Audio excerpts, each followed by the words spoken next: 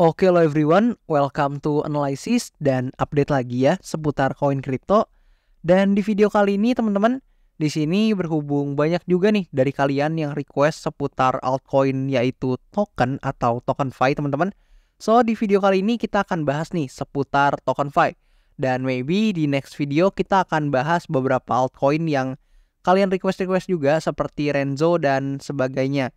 Dan buat teman-teman juga sebelumnya buat yang punya altcoin yang mau saya bahas dan teman-teman mungkin tertarik untuk saya review nih terkait altcoinnya, mungkin teman-teman bisa drop aja nih di kolom komentar di bawah altcoin favorit teman-teman sehingga nanti di next video kita bisa bahas nih kalau emang banyak yang tertarik. Dan oke, di sini teman-teman kita akan bahas seputar TokenFi ya atau token yang mana harganya ini sebenarnya udah mengalami drop yang cukup signifikan ya atau penurunan yang cukup signifikan.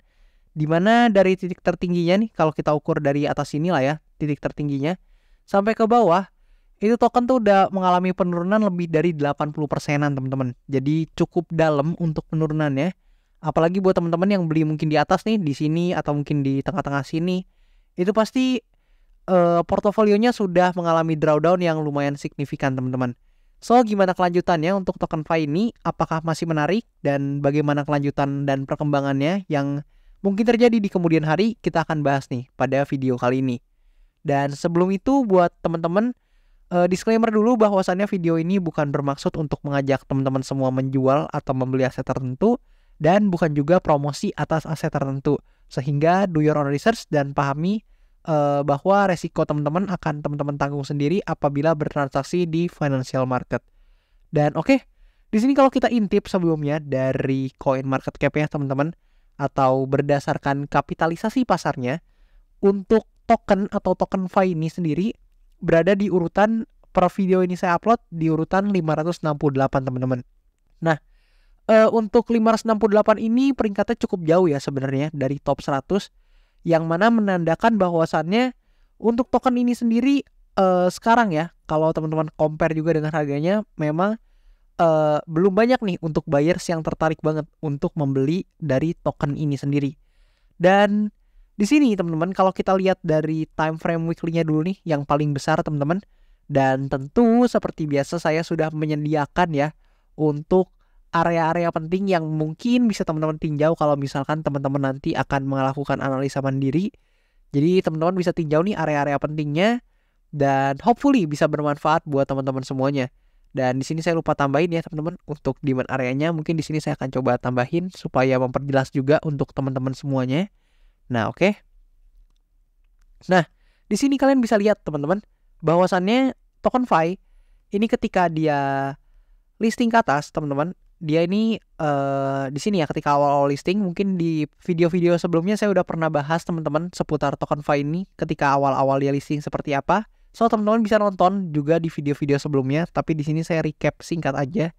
Jadi ketika dia awal listing teman-teman, dia berada di kisaran range ini teman-teman. Nah, di kisaran range ini ketika di awal listing, and then dia berhasil breakout dan naik impulsif ya dari awal di sini dengan cukup signifikan teman-teman, naik tinggi banget 700%-an lebih. Dan setelah dia mencapai titik tertingginya, di sini token harus melakukan ya atau harus melakukan atau terjadi koreksi di mana dia membentuk yang namanya lower low di sini. Dan sebelumnya mungkin ada indikasi ya bahwa ini adalah higher low-nya aja kok. Ternyata enggak teman-teman, ini ternyata adalah lower low. Kenapa? Karena ternyata titik tertinggi yang selanjutnya membentuk lower high teman-teman, tidak membentuk yang namanya higher high. Dan setelah itu kalian bisa lihat di sini ada pelemahan momentum tentu. Di sini dia membentuk lower low and then lower high. And then lower low teman-teman, and then lower high, and then possible selanjutnya membentuk lower low kembali teman-teman. Dan sangat masuk akal ya jika memang bearish sequence seperti ini yang menjadi potensial pertama terjadinya atau terjadi di price action dari token ini teman-teman. Karena memang secara tren ini masih relatif bearish teman-teman ya dari sudut pandang technical analysis. Dan kalian juga bisa lihat teman-teman di sini token ini sekarang sedang berada di demand areanya teman-teman di time frame weekly. Kalian bisa lihat di sini sebelumnya ada beberapa rejection ya. Di sini kalian bisa lihat ini ada sekali rejection atau pemantulan. Di sini juga ada sekali pemantulan. Dan di sini kita nggak tahu apakah akan terjadi pemantulan kembali atau justru di demand area ini tidak ada lagi nih teman-teman. untuk buyers yang tertarik membeli, sehingga untuk harga dari token ini harus terpaksa breakdown dari demand areanya. Kita nggak tahu teman-teman. Tapi secara bearish sequence, kemungkinan tersebut sangat mungkin untuk terjadi teman-teman. Nah, meskipun demikian tentu ada kemungkinan kedua yang juga berpotensi terjadi, yaitu adalah ketika token ternyata di sini mendapatkan cukup banyak buyers nih, misalkan di sini ada banyak buyers yang tertarik membeli teman-teman, misalkan di sini. Nah, di titik ini misalkan ada banyak buyers yang tertarik membeli, dan itu bisa menjadi katalis yang positif apabila memang harga dari token bisa ripping up atau climbing up nih teman-teman ke atas sini. Paling nggak testing dulu deh di supply area terdekat, sekaligus breakdown atau melakukan breakout terhadap trend line yang mana sudah terbentuk dari cukup lama ya teman-teman. Dari awal ketika dia naik di sini dia membentuk trend line, dan mungkin untuk mempermudah teman-teman juga mengamati trend line-nya, saya akan coba ubah nih jadi line chart. Nah, kalian bisa lihat itu adalah trend line yang terbentuk dari pergerakan token, dan hingga sekarang kita belum berhasil nih bermain di atas trend line tersebut teman-teman. Dan kalau kita ubah lagi jadi candlestick teman-teman, atau jadi tampilan candle, dan kita masuk nih teman-teman ke time frame yang mungkin lebih kecil yaitu daily. Nah, seperti ini.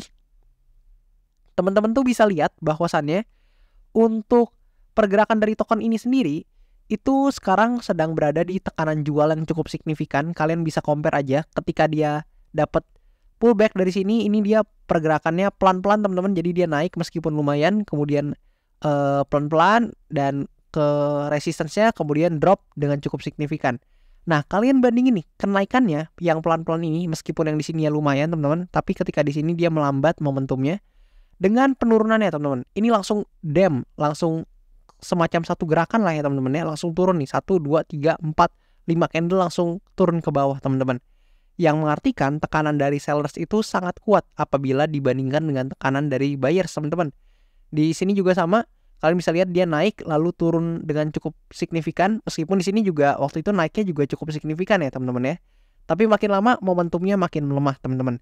Dan kalian juga bisa lihat di sini ada yang namanya fair value gap ya teman-teman yang terbentuk dari candle ini. Dan so far kalian bisa lihat di sini fair value gap-nya udah di-fill teman-teman oleh candle yang ini, dan harga langsung mengalami penurunan kembali. Dan we never know kalau misalkan memang ada potensi ya harganya mengalami penurunan yang lebih jauh, karena memang mungkin di sini cuman koreksi semata untuk mengisi fair value gap-nya, lalu kemudian harga sangat berpotensi atau bisa berpotensi untuk mengalami penurunan kembali teman-teman. Nah, meskipun demikian teman-teman, seperti yang tadi saya katakan, kalau misalkan harganya memang ada yang tertarik ya, atau ada buyers yang tertarik untuk membeli token ini, sangat mungkin untuk harga dari token ini bisa melampaui atau melakukan breakout terhadap trend line yang ada di sini, dan perlahan mungkin kita bisa melihat token FI ini berpotensi testing di area resistance-nya jika memang berhasil nih paling nggak untuk breakout trend line ini dulu teman-teman. Dan kalau kita ukur nih dari time frame weekly-nya teman-teman, nah di sini, atau mungkin kita lihat dari daily kali ya. Nah kayak gini, kita coba ukur nih teman-teman di sini mungkin. Nah seperti ini. Oke, kita ke weekly aja teman-teman ya biar lebih jelas. Nah mungkin kita bisa ambil di sini teman-teman. Nah di sini kita coba lihat. Nah kalian bisa lihat bahwasannya di demand area ini memang terdapat liquidity atau volume yang harusnya cukup besar teman-teman. So kita nggak tahu nih apakah memang dengan likuiditas ini atau dengan volume transaksi ini yang berdasarkan data cukup signifikan di demand area ini teman-teman, itu bisa mengangkat harga token FI atau enggak teman-teman. Dan tentu bukan kabar yang baik ya apabila teman-teman semua yang holder token ini harus melihat bahwasannya harga token ini mengalami koreksi lanjutan teman-teman. So pastikan teman-teman dari riset mandiri, do your own research teman-teman, dan pastikan resiko pada portofolio kalian itu sudah kalian manage dengan baik teman-teman. Yang mana di sini teman-teman secara price action kalau kita lihat apabila harganya ini breakdown di demand area ini atau dari demand area ini, maka demand area ini akan berperan menjadi resistance selanjutnya yang mana berpotensi memicu pergerakan yang seperti ini teman-teman. Jadi melanjutkan penurunan bearishnya, yaitu membentuk lower low, lower high, dan seterusnya.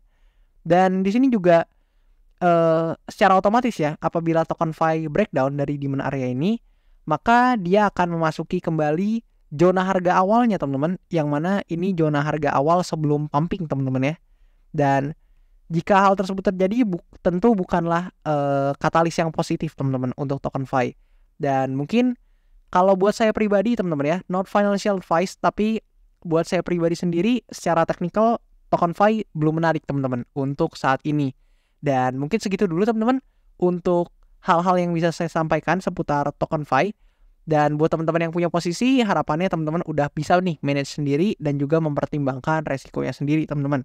Dan jangan lupa juga teman-teman bisa komen mungkin altcoin apa yang mungkin menarik. Dan kalau misalkan kalian semua banyak yang request nih atas satu koin tertentu, nanti mungkin di next video kita bisa bahas nih untuk koin-koinnya, mulai dari technical analysisnya, price actionnya, sampai ke fundamental dan tokenomicsnya mungkin teman-teman. Dan sekian dulu untuk video pada kesempatan kali ini. Thank you banget buat teman-teman semua yang udah nonton sampai habis, and I'll see you teman-teman in the next video.